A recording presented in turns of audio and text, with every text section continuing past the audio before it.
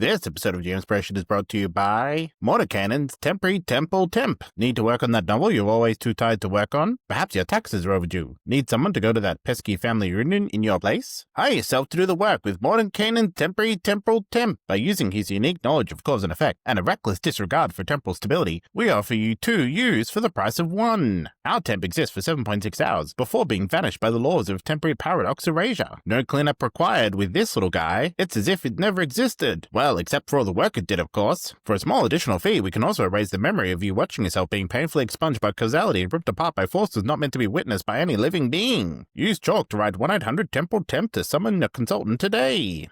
Today I'm going to run through 7 tips to help you prepare for your games. These are drawn from my own experience running D&D and other TTPRGs, and what's worked for me and advice I've grabbed from GMs over the years, and combined or modified slightly to suit my purposes. Not going to bury the lead with this one, so my tips are 1. Set good expectations with players on do's and don'ts.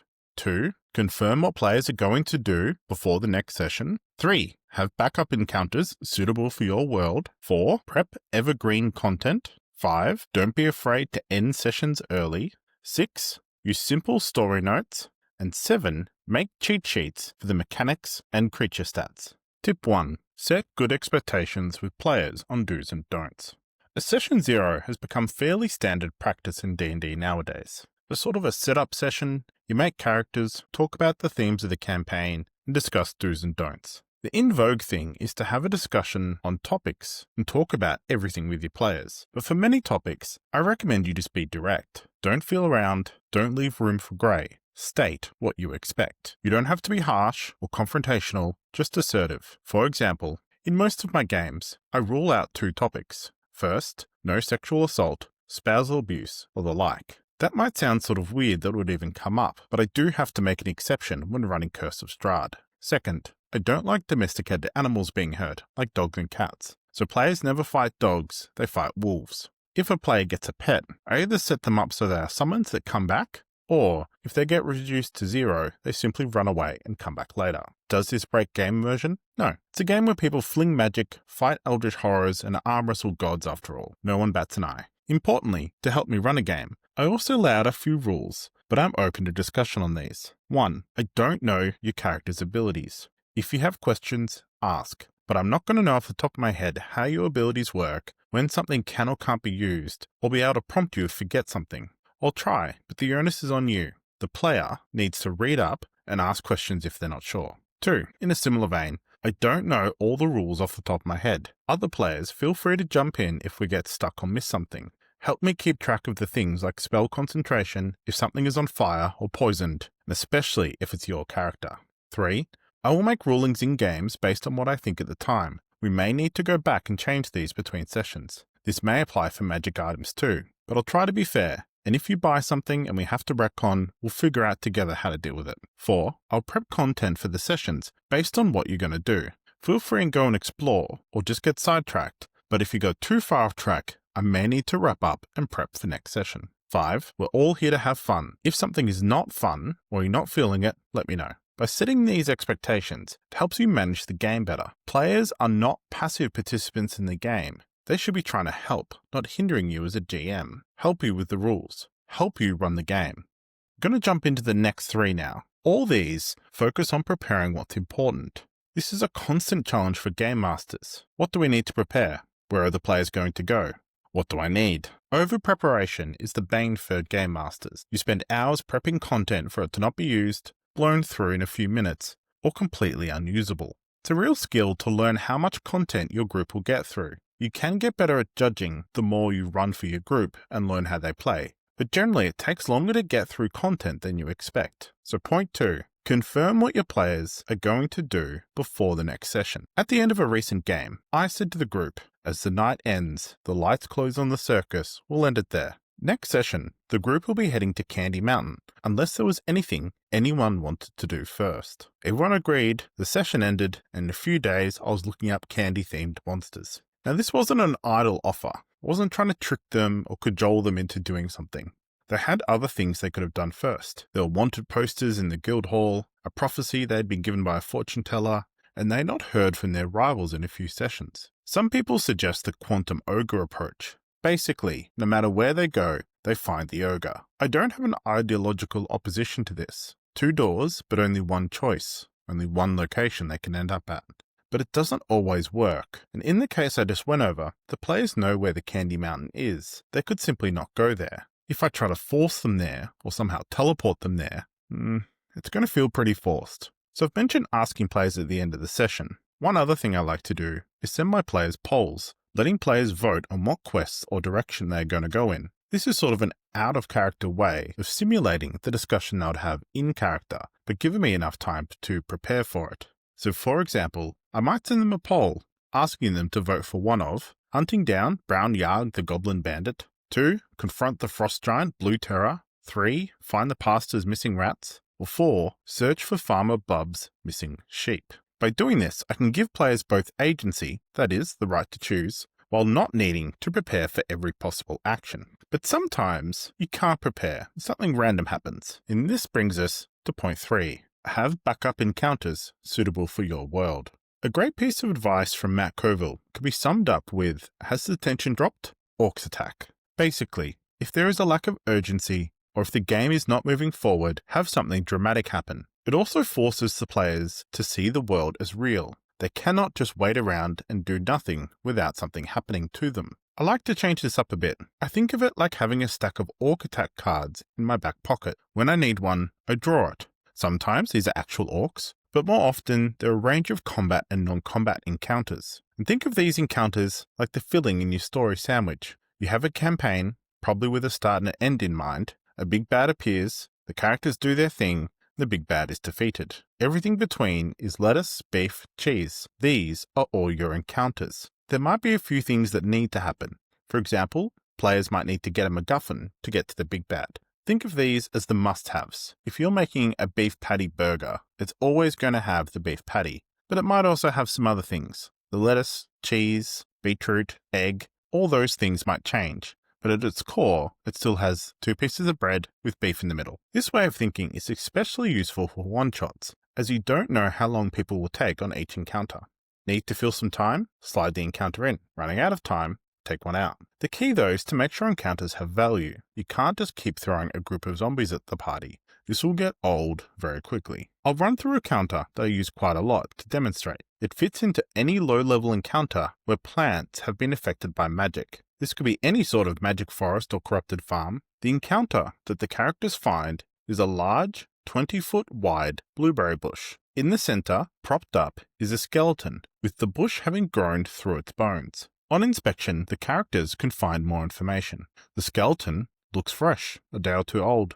It has been completely cleaned. Seems to have a leather strap over its shoulder, probably from a satchel, but that's hidden beneath the leaves. Can make out that there are 3 other bumps in the bush. They're about the size of bodies. Getting close, the bush has tiny needles along the branches, and touching them deals poison damage, which they tend to find out the hard way. Players can easily burn the bush, but doing so will destroy potions in the bags. The players need to use their spells, creativity, and trial and error to get the bags. Generally, I encourage each person to have one attempt. Perhaps the rogue jumps onto a nearby tree and hangs down, masterfully hooking the bag with a piece of rope. Perhaps the wizard is able to wiggle it free using a mage hand. Maybe the barbarian just throws a javelin with a rope tied into it, straight into the skeleton, drags the whole thing out. There's many different options. But basically, the players need to be creative and use trial and error to get the bags. Inside the bags, I put different rewards depending on the party's makeup. If there are no healers, probably going to be a couple of healing potions. If there's a ranger, maybe there's a good bow, and so on. In the end, they discover that another group of adventurers found the bush,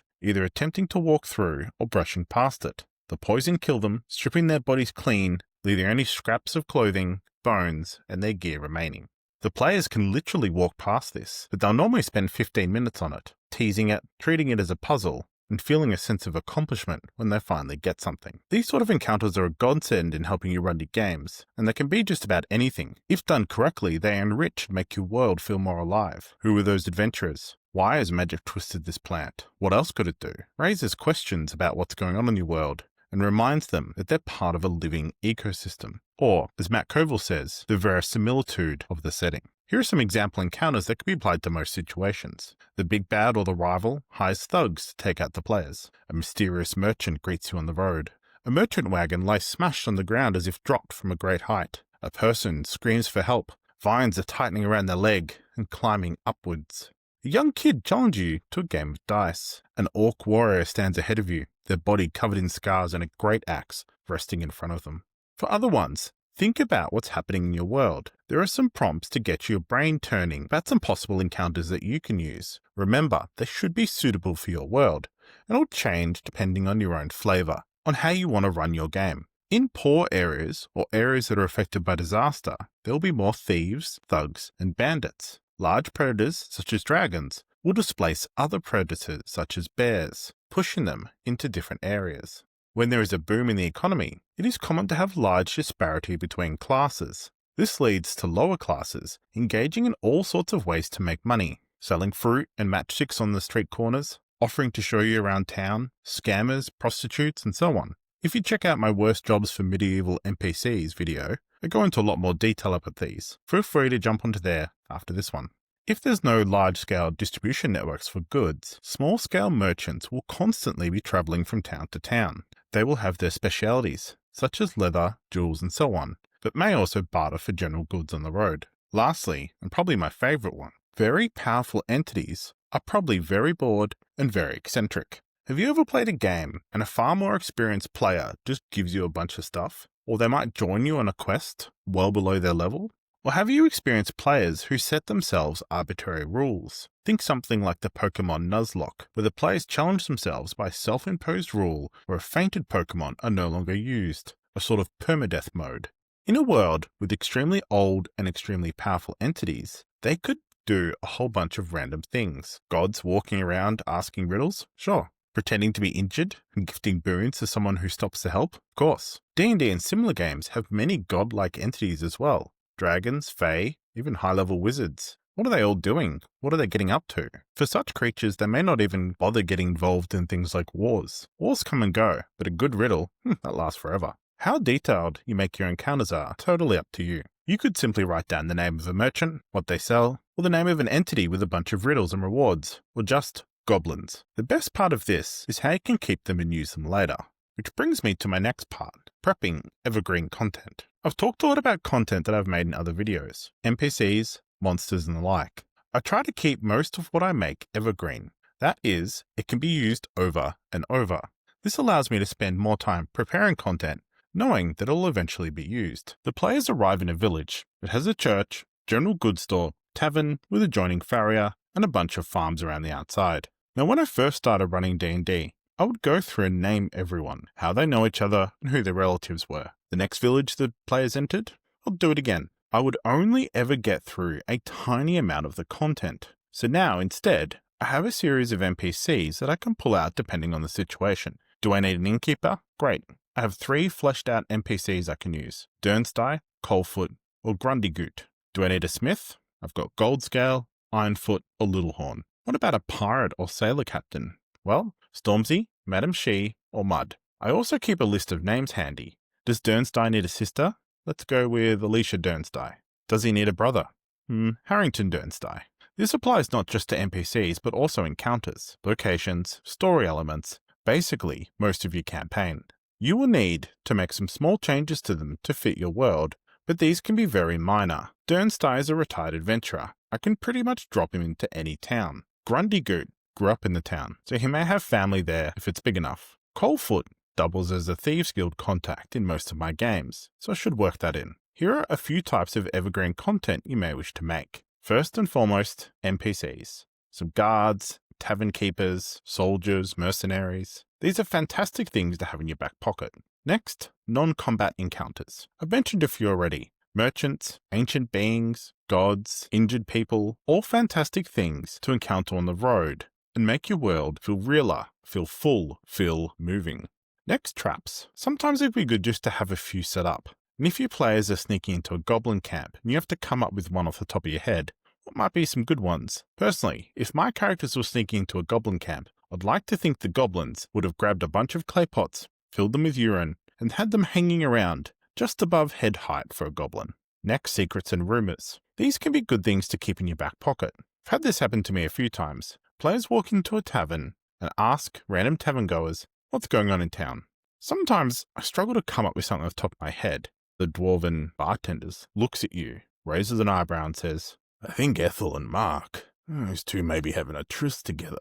I reckon they'll be getting married in no time. Next, magic items. I like to keep a stack of printed out magic items. That way, not only do I have them prepared with all the stats ready, but if the players find them, I can pull out the picture and the stat card. Something about handing over a physical card really speaks to what it is to play tabletop games, that physical touch. Lastly, a list of factions, cults, and organizations for your world. These might be merchant groups, guilds, large farm syndicates. It wasn't uncommon for nobles to have small standing armies or militia. You might meet your Torrington, man-at-arms for the Esneed estate. Once you build up a bit of a catalogue, you'll find it much easier to start to slide these encounters and events into your games. Next, changing pace a little bit. Don't be afraid to end sessions early. Sometimes, despite the best planning, you find yourself with an awkward amount of time left. Perhaps you ran out of content, the players might have skipped or bypassed a lot of it. Perhaps they took a hard right turn in a direction you just weren't expecting. You might also find yourself just about to start a long, multi-hour fight, but you only have 30 minutes left in your session. In all these cases, you can simply end the session early. This takes the stress off trying to fill the time and gives you time to properly introduce the next part. I have a few lines that I use quite often. Recently, I said to my players, the door swings open with a and we're going to wrap up there. Next session, you'll find out what awaits you behind the doors. The players groaned, but I could see the excitement in the next session. Because this not only helps manage time, but also builds tension for the next session. What's behind the door? What's in the chest? All these sort of questions really build. Another one I said to the group, as the night falls and the characters go to sleep, we're going to wrap up a bit early. Next session, you'll find out what awakes you at Lake Tar, and if the source of miasma is truly there. If you're worried about not hitting the exact time, consider this permission to end a little bit early. You can also use this to great effect to build excitement for the next session. A sound in the distance, opening door, the boss. For my sixth tip, use simple story notes. Sorting through lots of notes during a game to find important bits of information can be very difficult. I tend to manage this by keeping simple notes, a maximum of half a page, but perhaps a bit more depending on how complex the story is. For a recent session, I had 2 factions with some ancillary NPCs. I wrote down the names with 1 or 2 word description. Thaddeus Thistlebutt, Professor. Daniel Thews, Assistant. Lacey Greenhill, Bookseller. Dorothea Savage, Explorer. Ra Itil, Pharaoh, Earth Genasi. Chester Pennywhite, Evil Professor. Pedro, Thief Assistant. The notes that you need will be based off the campaign type and your players. A campaign with lots of factions may benefit from faction-specific lists. One with lots of dungeons, and you may want a list of all the dungeons, where they are, and their theme. But I wouldn't go into any more detail than that unless your players plan on venturing into it. If you're basing the entire story, or lots of it within a single city, you may want descriptions of each of the wards. Maybe you also want to name the leader of each ward. I'd certainly suggest a huge list of spare names for that one. Here are a few examples of things I suggest, and these should keep on hand. First, a list of all the key NPCs for your campaign and any salient points. 2, a list of the important locations, where they are relevant to the starting point. 3, a list of NPCs with names suitable for the races and cultures of your setting. I can't tell you how many times I've had to come up with a tabaxi or halfling name or gnome name off the top of my head and struggled to think about how they would be called. Littlewood, Underfoot, let's go with Peter the Tabaxi. That's why it's a good idea to have your list broken up into suitable names for races, dwarven names, halfling names, gnome names. That way you can easily refer to them. You don't have to quickly come up or change them on the fly. And fourth, any shaping or critical information that you don't want to forget. That last point is a bit vague. So as an example, if the players are in a city that is rife with racial conflict, I'd make a note on who hates who and what they would say. For example, halflings hate gnomes, calling them gem eaters, pompous, boring, and uptight. Orcs hate dragonborn, calling them snakes, boots, and reptiles. Perhaps your adventure's on a timeline, so you might want to write down what's happening in other parts of the world, and so news can trickle through to the adventurers. Don't make this too detailed. Could be something simple as the forces of Count Raven have started to push through south, taking over the nearby farmsteads. If you're running a Fae adventure, you may want to jot down the important rules when interacting with Fae.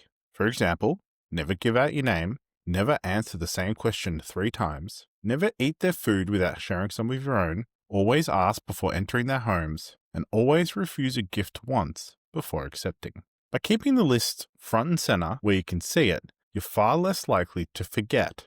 Even better, if you can set it up over the back of your game screen or somewhere that you can easily see it during the adventure. 7th and final tip, make cheat sheets for mechanics and creature stats. As I was going through this section, they're not being nearly as long as the entire video, so I'm going to provide a quick overview of the tip, and then I'm going to make another video where I go into a lot more detail about how you can summarize and keep simple cheat sheets for characters, mechanics, and the like. While the previous tip was for story and campaign notes, don't forget mechanics. I'm going to be using D&D for my examples here.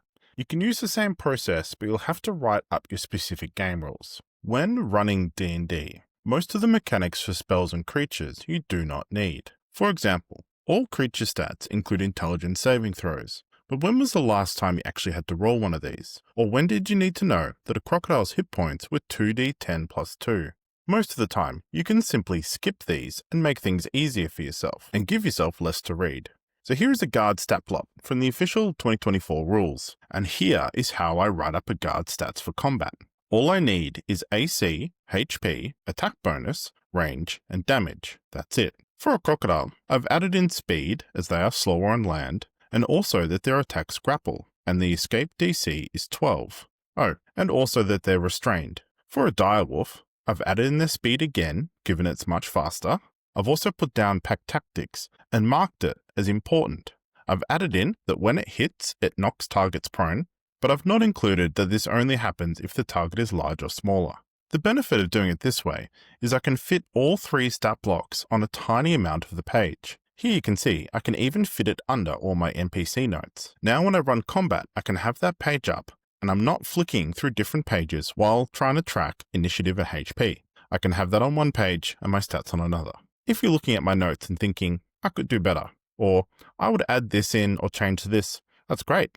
The notes need to be tailored to you. I hate blocks of text, so I sit to small, simple notes, but I don't need to write down that a wolf makes a melee attack roll or that it does piercing damage. I'll remember that. But what I won't remember is pack tactics in the middle of combat, so I need to remind myself of that. This brings me to the end of the video.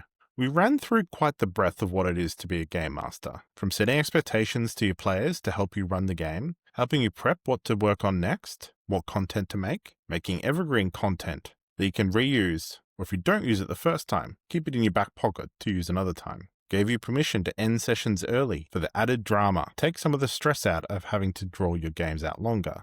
We also talked about using simple story notes, things that you can keep and are easy to manage and flick through. Then we talked about making cheat sheets for mechanics and creature stats. So thank you for listening to this episode of GMspiration. Remember, the more you run games, the better you get at it. And of course, most importantly, remember to have fun.